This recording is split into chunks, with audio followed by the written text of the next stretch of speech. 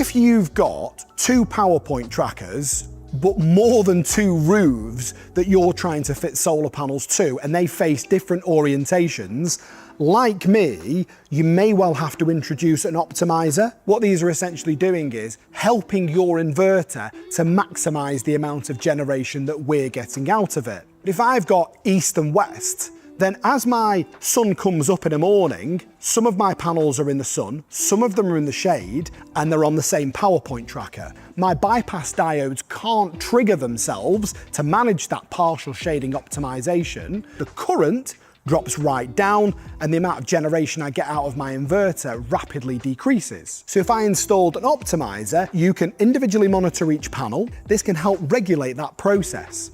Effectively, if I've got less PowerPoint trackers than I do orientations, if I've got 3 aspects, east, west, south, but I've only got 2 PowerPoint trackers, then on balance of probabilities, you're going to need either a microinverter, which I'll come on to later on, or you're going to need an optimizer. I think that's a very reasonable thing to state. Where I would also potentially introduce an optimizer is for safety. So if I've got a nursery, a primary school, I am a business, I would potentially fit these because you can also do rapid level shutdown. So in reception, I fit a big red button, I press the big red button, and every single panel goes down to 0 volts. But for the average household, that's just complete and utter overkill. You really probably don't need these. It's only a very select number of installations that we would bother. So really, there's only a very limited number of scenarios where I would even want one of these.